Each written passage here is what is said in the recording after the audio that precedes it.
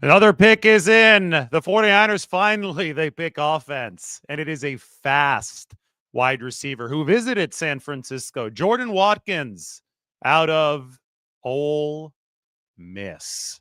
Now, Alec Eilmanor went a couple picks ahead of where the 49ers selected. And the Stanford product, we know that he was a favorite of John Lynch's.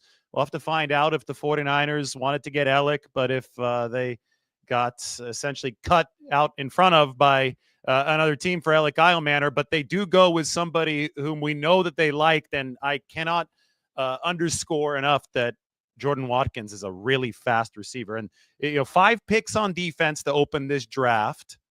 Now they go offense. This is a weapon for Brock Purdy, who runs a 4.37 40. I know Jacob Cowing is really fast too. They're hoping that he takes a second-year jump, but Jordan Watkins had 5 catches of 60 yards or more in 2024. He was the only FBS player to be able to say that. 5 catches of 60 yards or more. He is not a tall receiver. He's 5'11". He's 196. Might have to pack a little bit more muscle onto that frame, but you don't want to pack too much, because the one thing that you really like about Jordan Watkins is the 4.37 40. And the more weight that you add, the tougher it's going to be to have that kind of burst. He had a catch rate of 72.1% last season and averaged 18.5 yards per catch. Brandon Ayuk in his huge season in 2023 for the 49ers, the one that earned him $30 million per year, averaged 18.1 yards per catch. It just gives you an idea of the kind of year that Jordan Watkins had in college at Ole Miss. 72.1% catch percentage is really good. Ole Miss quarterbacks, thinking Jackson Dart, had a passer rating of 153.8 when targeting Watkins in 2024. He was also a big-time yak guy, and with that speed, you hope that he would be. 6.8 yards after the catch per reception in 2024. A lot of those numbers from Jeff Deeney of Pro Football Focus, who does an excellent job. So the 49ers, bottom line, they needed another receiver. And who knows, maybe they'll still be on the market for another receiver to add a veteran, but you can never stack too many players at that position.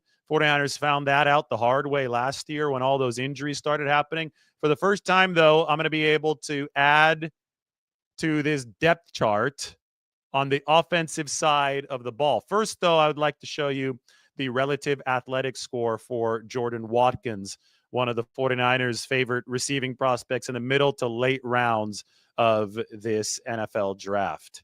Here we go. RAS, relative athletic score, is ready.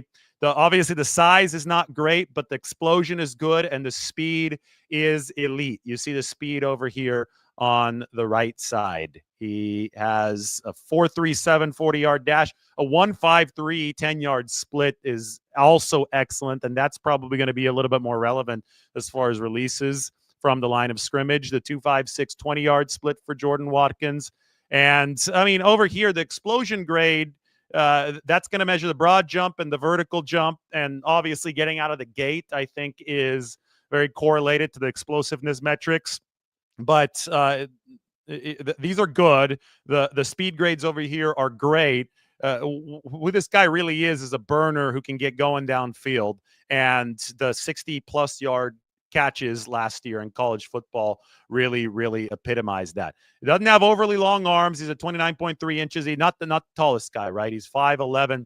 He can play in the slot. We know that. But I think with the speed, the 49ers are going to be interested in putting him on the outside as well. I think that Kyle Shanahan talks about inside versus outside receiving characteristics. And oftentimes he'll say, well, I need one of two things for the outside receivers. They need to either be big, they need to have size to be able to have the catch radius and the presence to deliver on the outside in that kind of space, or they need to be fast. And I think that Jordan Watkins will fall into the latter category for San Francisco. That's the relative athletic score. Now we can take a look at the fit within this 49ers offense. Just a few minutes ago, we talked about CJ West. They don't have any pronounced holes on the defensive side of the ball anymore. There's no more red on the defensive side of the ball anymore. There's a lot of green that denotes the draftees. Now we can zoom in on the receiver position where, yes, there was red right under Brandon Ayuk, who's shaded in pink because of the recovery from the injury. But we'll go ahead and remove the red here and add Jordan Watkins into the 49ers receiver room. They've lost Deebo Samuel. They're going now for more speed. So one of the biggest weaknesses for the 49ers last year, and especially on the offensive side of the ball, since we were spending the last couple days talking all about the biggest weaknesses for the 49ers, or the biggest weakness on the defensive side of the ball, that was the run defense. On the offensive side of the ball, the big problem for San Francisco was separation. They ranked dead last in average separation at the time of catch or incompletion. Brock Purdy's splits against zone coverage were really good last year. His splits against man coverage were not. And that's not Brock Purdy's fault. That's the fault of the separation. The receivers were not getting open for the 49ers. Now, a lot of it had to do with injuries. Brandon Ayuk, of course, when he's healthy, is an elite separator in this game, but he was hurt for the vast majority of last season. So Jawan Jennings had to move up in a receiving role, and he, I thought, was the best 49ers separator on the field because it took a while for Ricky Pearsall to get going following the shooting, and obviously it was his rookie season as well. So Ricky Pearsall just needed a little bit more runway to develop, and Jacob Cowing didn't see all too much time as a rookie. Deebo Samuel, meanwhile, who's now in Washington, not a good separator. Deebo Samuel was more of a bulldozer than a separator. We're seeing the 49ers try to tailor this offense around Brock Purdy. So I talked about it over the course of the free agency period. They signed Demarcus Robinson, who could play the X receiver, is versatile. He actually might be suspended, though, for the first couple of games of this season because of the DUI arrest in December. So you can't count on him right away, but you can count on him to be a versatile veteran piece who I think is going to pair well in terms of the separation the 49ers are looking for to beat man coverage. They still have Jawan Jennings. I think he should get re-signed this offseason. That's something I would urge the 49ers to do. They're hoping that Brandon Ayuk is back as soon as possible. They obviously didn't trade him because that would not have been feasible this offseason given the ACL and the MCL tear. They're going to look for the second year jump from Jacob Cowing. And of course, Ricky Pearsall already showed a lot of promise over the course, especially of the last two games in 2024. Now you add Jordan Watkins into that mix, and I think that he's probably faster than any other 49ers receiver on this roster. I mean, this is a guy who, again, 4.37 740 for Jordan Watkins. The stat that jumps out is the 5 plays of 60 or more yards, which was the only he was the only receiver in the FBS to deliver that many catches of 60 or more yards last season. He became the go-to target for Jackson Dart. He set single game school records for receiving yards and receiving touchdowns, 254 yards and 5 touchdowns in a game against Arkansas. So if you can do that in the SEC, well, I mean, you're a stud, right? And Jordan Watkins, really, really, really good player in the SEC. Now the question is, can he translate that to the NFL level, even though he's a little bit smaller? It's funny because we're talking about the 49ers defensive skill position weapons and, the back end, the back seven. These guys have been smaller than the 49ers have drafted in the past. When you look at Nick Martin, the linebacker, he's got long arms, but he's lighter than Dre Greenlaw was. Everything that the 49ers are doing defensively, I think you could look at in terms of big front, smaller back end, and the getting away, and they expect to get away with the smaller back end because skill position weapons on the offensive side of football are downsizing, right? This has been a trend over the course of the past 10 to 15 years. Speed and quickness, it's becoming much more of a fast game, especially with the rules changes at the NFL level. So that's where Jordan Watkins can fit in at the NFL level. It's the Megatron type of receivers, the 6'4", 6'5" guys. Like Teddarella McMillan was really big, but he went in the top 10. I don't think that you're going to see that type of receiver this late in the draft unless it was going to be Alec Eilmanor, but he got picked right ahead of where the 49ers went. So my biggest curiosity about this is I knew that they were interested in Watkins. I knew that they were interested in Alec Eilmanor. Who do they like more, though? And if they liked Eilmanor more, well, then obviously they got cut in front of by just a couple spots before they picked Jordan Watkins out of Ole Miss. You look at some more of the measurables: 153 10-yard split, 256 20-yard split. I mentioned the vertical jump and the broad jump. Those were good. They weren't great.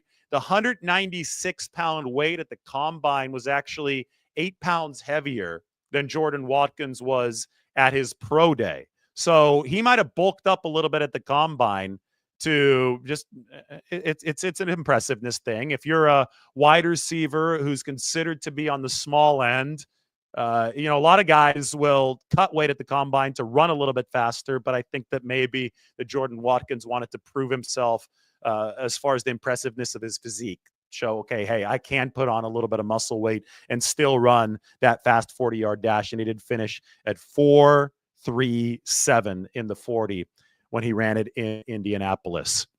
31.8 yards per catch in that game against Arkansas, by the way. 8 receptions, 254 yards for Jordan Watkins. What if Shedeur Sanders gets picked soon? That will break the internet. I'm sure a lot of people are waiting for that one. The 49ers, though, they go for the receiver, Jordan Watkins, because their quarterback is Brock Purdy. And yes, the wait is over.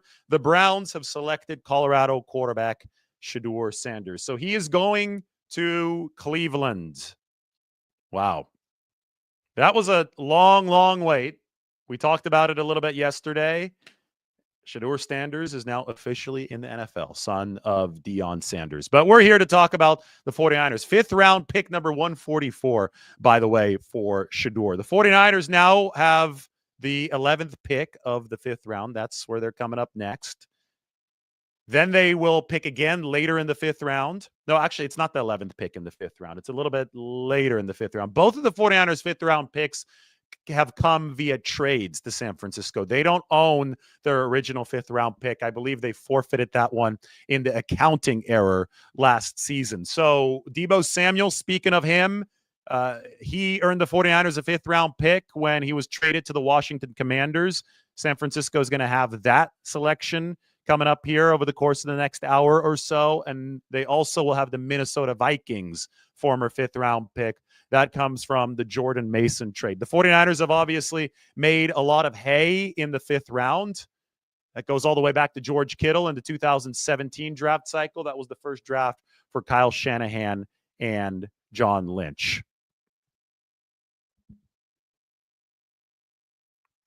Is it pick number 147 for the 49ers?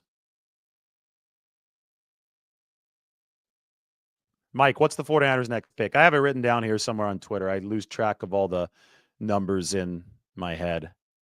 Mike has got it for me. Yep, pick number 147 for San Francisco. So now they've got Jordan Watkins, and the receiver market's interesting to me because we've talked about the 49ers' interest in veterans at the position, Cooper Kupp, Devontae Adams, but both obviously past their primes, and San Francisco wasn't willing to pay the amount of money that both of those guys ended up signing for in the NFC West, by the way.